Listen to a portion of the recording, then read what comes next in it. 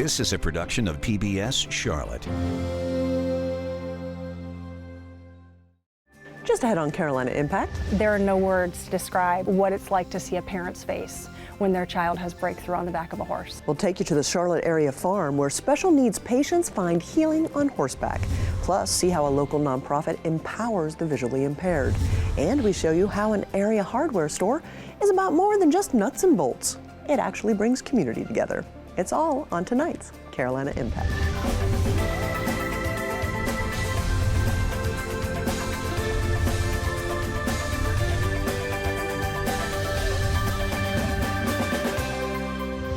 Good evening, thanks so much for joining us. I'm Amy Burkett. Charlotte's high-tech hospitals offer some of the finest care anywhere right here in the Carolinas. But for children born with disabilities or adults suffering from stress-related disorders, traditional treatment isn't always the answer.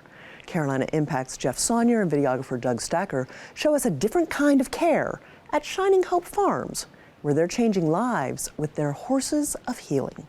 Yeah, Shining Hope Farm serves 300 patients a week at 3 locations in Charlotte, Mount Holly, and Conover. It's a program known as equine-assisted therapy, using horses as a stress reliever to help adults with psychological problems, and as a teaching tool for children with mobility problems. Special needs patients who saddle up for the health benefits of riding horseback.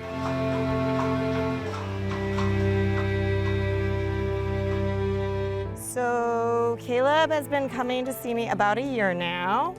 And when Caleb started, we weren't really walking on our own. We had just started taking some steps on our own. For 3-year-old Caleb, what a difference a year makes. You know, and he's come a long way with his core strength and his balance. 1, 2, 3. Scooch, scooch. Good work. Okay. Nice step, Caleb. He's walking on his own. He just started jumping where he doesn't need hand support, and you can do that. There you go. But physical therapist Kelly Coney-Pacious says here at Shining Hope Farms, this is what Caleb likes to do most. Say, go, Cappy, go. Let's see if Cappy's hooves go up. Say, up. Caleb learning to walk by learning to ride, with his horse swaying side to side, the same way we sway when we walk. Oh, he hasn't kicked any. Look at him go. They're getting visual flow. They're getting a feel of the horse, the warmth of the horse. You're getting a stretch when you're sitting on the horse. You're having to activate muscles to maintain your position. You're working on your balance because you have to correct yourself when you go different directions, and the horse moves. The movement is gentle, and so is the horse. For Caleb, small but tall in the saddle, there's no fear here. You would think a horse would frighten a child this young, this small. No, a lot of times it's really just when they're little. We actually get them on the horse from the ramp. He would turn and look at the horse, pet the horse, you know, some days. And he has achieved all of his goals every time we reassess in the 6-month period. So he is making very good progress. Caleb's progress measured in every confident little stride and every horseback ride. There you go, good shift. There are no words to describe what it's like to see a parent's face when their child has breakthrough on the back of a horse. Patrice Gibson is Director of Development here at Shining Hope Farms, where breaking through is what they do. Yeah. All right, let's try. Say, the itsy bitsy spider went up the water spout. Medical professionals at Shining Hope evaluating the physical and mental problems of every special needs child, then using their stable of 30 horses on 3 different farms to help treat those problems. And it's hard when you're in therapy and you're trying to teach a child how to walk that's never walked before because their body doesn't know what to do. But when you put them on the back of the horse, there's nothing that mimics the human walk like the 3-dimensional gait of the horse. And so their body literally learns how to walk. It's a magical moment to be a part of that. We witness miracles every single day with these children. It's the miracle of hope and healing that families can actually afford. We don't charge horse usage fees.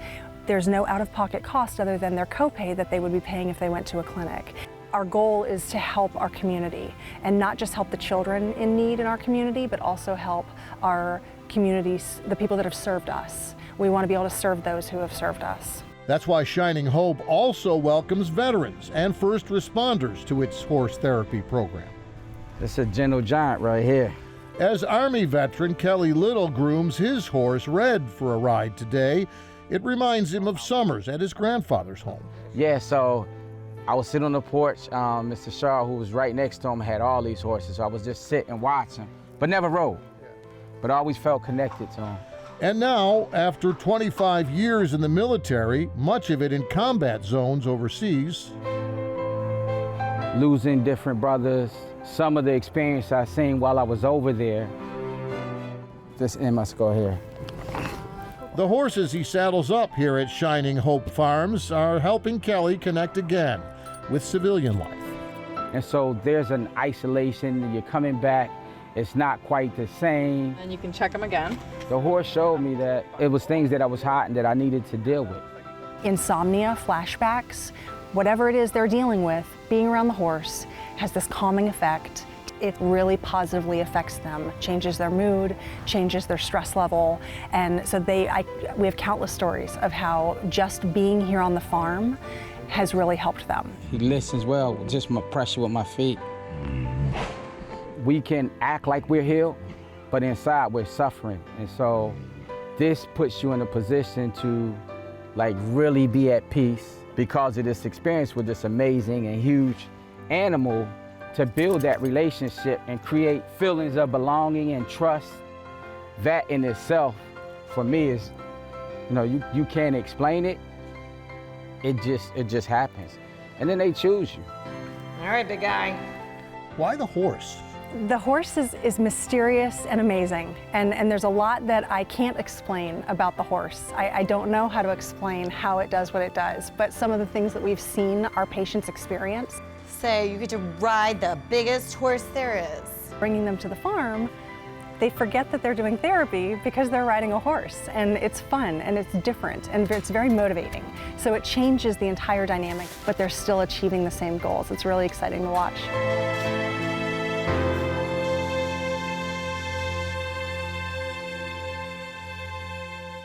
Patrice Gibson adds that horses of healing for patients at Shining Hope Farms are also horses of hope for their families. Not necessarily a cure-all for everyone. That's why Shining Hope also offers clinical treatment. But many find that combination of traditional health care with therapeutic horseback riding makes all the difference. Thank you, Jeff.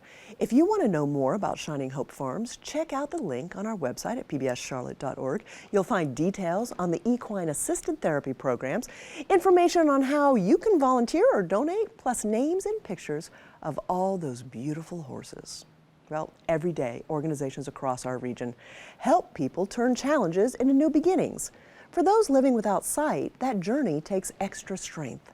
Nearly 7 million Americans live with vision impairment, and one nonprofit is helping them rediscover purpose and possibility. Carolina Impact's Dara Khalid and videographer Marcellus Jones take us inside a place where hope and hard work go hand in hand.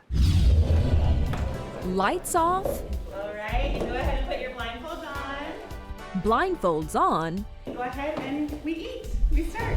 And it's time for this group to eat breakfast without relying on their eyesight. Thought it would be a good experience to come and try and eat breakfast, blind, and kind of step into the shoes of someone who, doesn't have perfect vision like myself. It's an eye-opening experience for these folks attending the nonprofit Lion Services Breakfast in the Dark as they use their other senses to peel oranges and feel around their plates for blueberries. That's something that we take for granted. We wake up and we can see perfectly, we can hear great, and one day that can go. Lion Services holds the quarterly event to give sighted people a chance to really understand the daily challenges the blind and visually impaired face, whether that's eating breakfast or working. Since 1935, the nonprofit has been doing exactly what their motto says, helping the blind help themselves through employment. Out of its 270 employees, 120 of them, including Raven Joyner, have a visual impairment. Prior to me having vision loss, I would not touch a sewing machine. It was difficult, it was challenging at first, but something in me wanted me to learn how to do it. Throughout the warehouse, there are 5 different departments where workers create textile products for the U.S. Department of Defense. You'll see them assembling camelbacks, the backpack soldiers use to carry water and other essentials. Plus, it's a helmet band, and here on the actual band there are 2 flares, and it's for our military servants when they're in the field. They at nighttime, you can see these flares light up. All throughout the building, you'll find these yellow tactile mobility strips. Now, the whole point of these are to help guide employees as they navigate throughout the building. And these are just one of the many accommodations made for employees. Other accommodations include this guide on Raven's machine. She makes about 200 to 300 helmet bands a day, and this helps her get them in the correct form.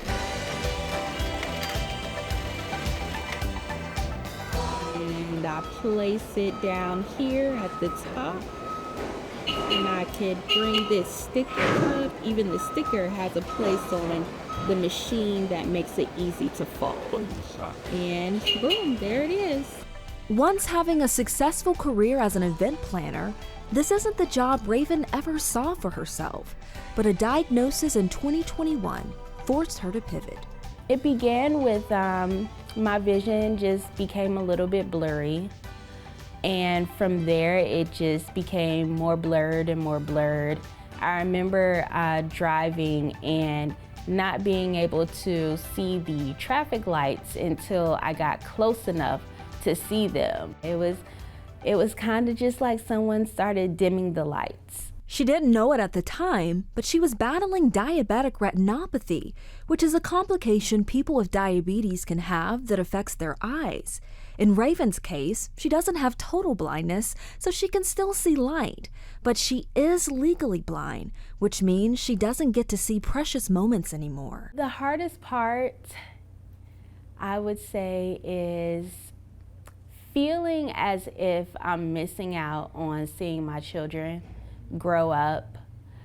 When I had the diagnosis, I had just gave birth to my second daughter, and I didn't really have a chance to see her fullness, you know, the way that she looked. I have an idea, but it wasn't, you know, as clear as my first child. However, I just turned to other ways that I can experience my children. And just how she's had to find new ways to parent. Yes. Well, I'm really enjoying getting into the ambassador work here. She's also had to find new ways to make friends.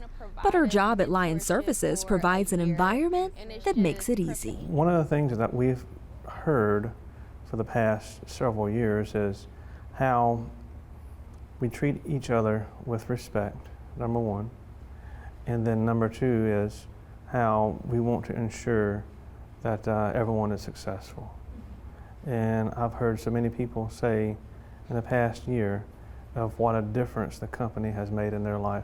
Another way the company makes a difference in Raven's life is by allowing her to be involved with a project it started last year called the Charlotte Braille Trail. The Braille Trail will be an experience through art, large art exhibits, and partnerships throughout our neighborhood.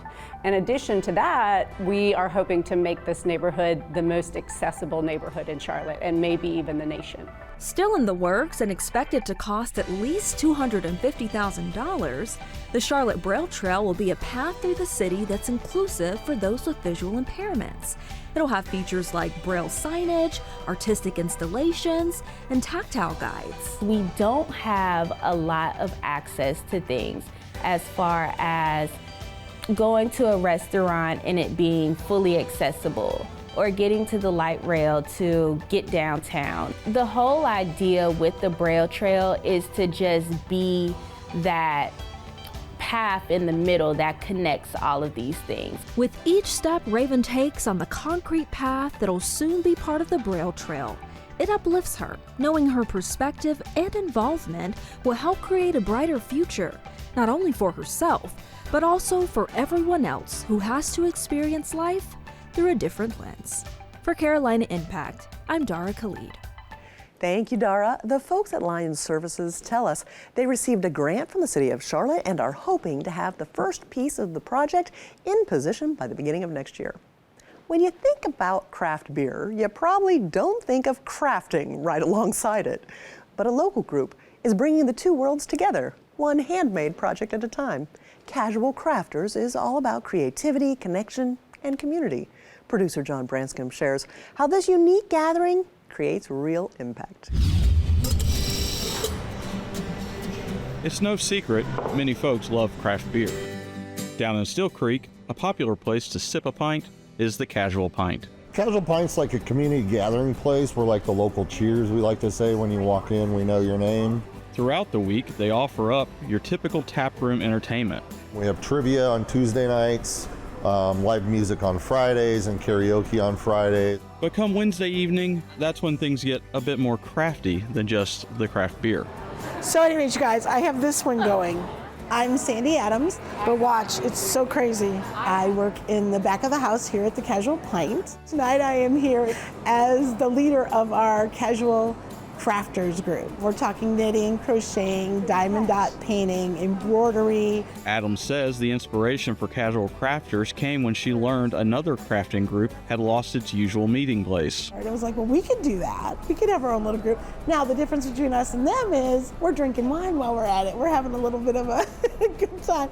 The group was exactly what folks like Karen Clark and Tiffany Boberg were looking for. We come out and bring our yarn and our different crafts, and we all have different projects, and we help each other and socialize, drink. There's something about being with people, and there's something about sharing something that you know with someone else. I've been crocheting for 15 years or so. I sit next to someone that's new at it, so I can give her some tips and I can learn something from someone else. But it's great to be with people and not sit and just look at your phone. The added bonus for Tiffany, time with her daughter Sydney. It gets her out of the house, it gives her something to do. She's really good at socializing with all the ladies here too. I get to spend time with my mom, and also it's kind of just like comfortable. There's a bunch of old ladies here. I mean, and also it's kind of interesting just listening to their little conversations, like what, some drama and stuff. That's really fun. Whether a beginner or a pro, everyone here enjoys passing along their skills. For Adams, that spirit of sharing is deeply tied to her connection with her mother. This was something we did together. She was in assisted living towards the end, and she would call me and say, oh, I just can't get this right. What am I doing wrong? And we'd FaceTime. It was a way for us to connect and stay together. My mom passed away recently, and this is my way of paying it forward, of teaching what she taught me and helping people find that creative spark. One way she pays it forward. I got all of her paraphernalia, all her hooks, all her needles, all her yarn, and that's part of what I use today. When somebody comes in and they're like, I don't know, I don't have any materials, they get a hook, they get yarn, they get whatever they need to get going. Early on, the ladies of the Casual Crafters knew they wanted to include a bit of community service by creating useful items they could donate. The project that we decided to do was a cup holder, and then it's got a strap that goes over an armchair, and then a cell phone holder. But to have a bigger impact, we have the Casual Pint ladies are here teaching our residents how to crochet. They took Casual Crafters on the road to Kempton of Rock Hill. They're always having something fun to do, and I wanted to check this out. And it's always good to be learning something new at my age. I just turned 90. And some of them are new to crochet, and some of them used to crochet, so they're doing something they didn't think they would do before again. And they're reminiscing, they're laughing, they're just having fun, interacting with people, and it's just a lot of fun for them.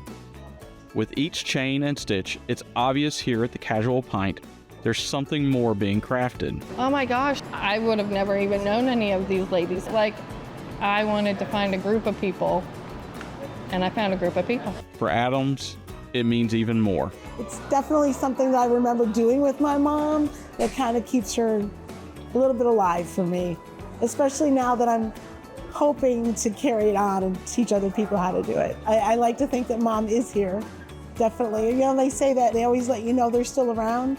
Mom's finding subtle ways to let me know she's still around. So I really feel her when we're here. For Carolina Impact, I'm John Branscombe.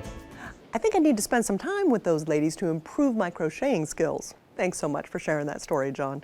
The first visit from the Casual Crafters to Kempton of Rock Hill was such a success that the ladies have kept it going, even inviting residents to the Casual Pint to share laughs, creativity, and plenty of yarn. Closing out tonight, in a city that's constantly growing skyward, there's one corner of Charlotte that's held steady for nearly half a century. Black Hawk Hardware, nestled inside Park Road Shopping Center, isn't just a hardware store. It's a neighborhood tradition. From its humble beginnings in the mid-1970s to its status today as a local landmark. Carolina Impact's Chris Clark shows us how Black Hawk has been built on more than nuts and bolts. It's built on relationships, resilience, and a deep sense of community. In a city that's constantly building something new, there's one place that feels like it's always been here. Even if it started as a warehouse with a porch tacked on the front. Black Hawk Hardware isn't just a store, it's a Charlotte tradition. This is the nicest hardware store that I've ever been to. The instant you step inside, you know this isn't a normal place. And I knew that the moment I asked the owners to introduce themselves. My title is Supreme Commander. My card says not just a pretty one. Behind the humor is a story that goes back nearly 50 years. Long before Black Hawk became a Charlotte staple, it began with a salesman who just wanted something more. I was working for Pitney Bowes, but selling office equipment. I was constantly trying to find something to do, kill time, and guys I worked with went down to Little Hardware downtown, and I was just walking around and thinking about going into business for myself. And as it turns out, he was starting from scratch. When I was growing up, I can't ever remember even going to a hardware store. My dad grew up on a farm, and I tell people till I went off to college, I didn't realize there were people that actually came to your house and fixed stuff. So Jim did what restless dreamers do. He opened a hardware store anyway. January 1977, a borrowed building, a front porch, and a lot of faith. When his wife Barbara joined the mission, she turned the aisles into opportunity, carving out unique niches that kept customers coming back. Women would come in, walk around, and say, I love a hardware store, and then walk out. And we try to figure something to keep them in the store a little bit. And my wife used to watch Julia Childs. Bon appetit. And I said, well, what if we open a kitchen shop? Barbara's Kitchen Shop changed that overnight. Proof that the right idea and the right cookware could change a business. Next came cabinet hardware. A few extra feet of display became an empire of 1,001 knobs. A campaign so clever, even competitors sent their customers here. It's actually amazing how far customers come to buy door hardware and cabinet hardware from us. Because where else do you walk into and see 5,000 or 6,000 doorknobs and cabinet knobs on display and have access to a couple 100,000 more? Then came the idea that filled the place with laughter and the smell of butter. A couple of guys from Richmond, and they had like 4 stores. I asked him about the popcorn, and he said, well, my nephews kept coming in. They kept telling their dad they wanted to go see Uncle Bobby. I want to go see Uncle Bobby.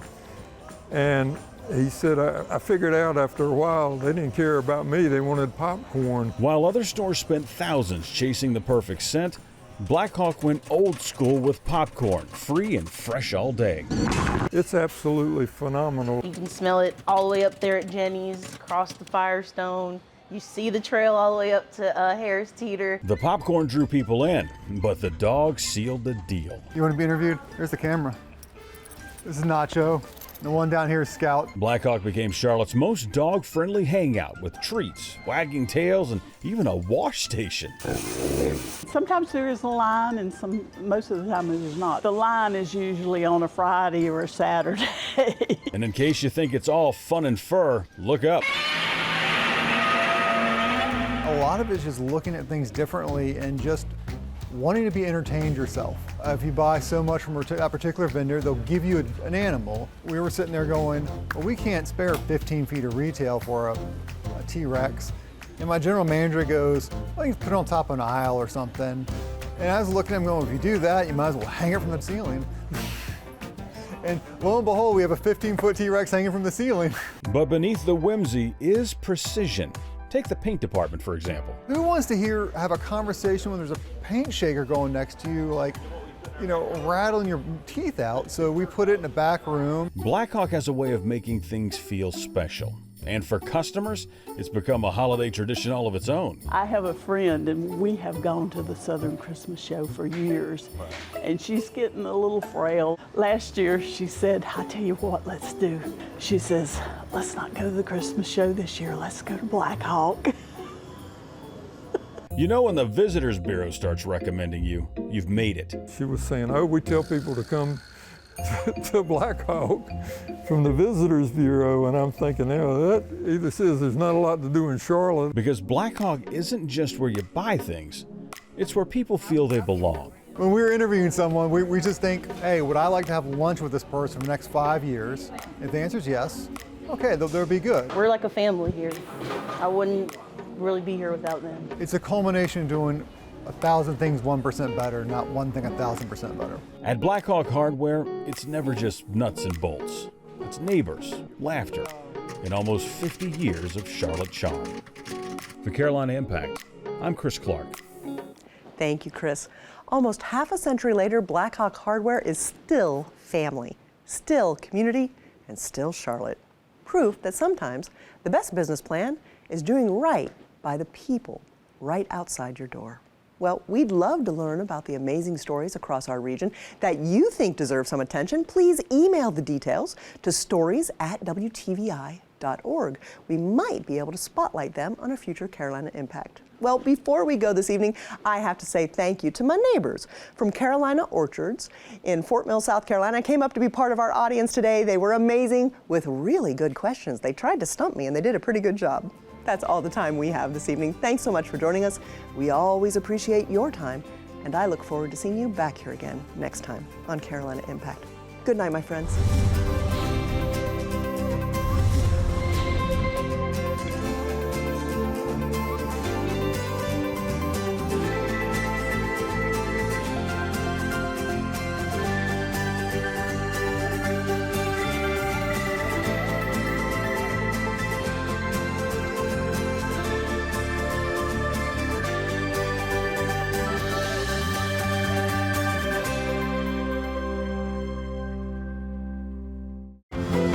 This is a production of PBS Charlotte.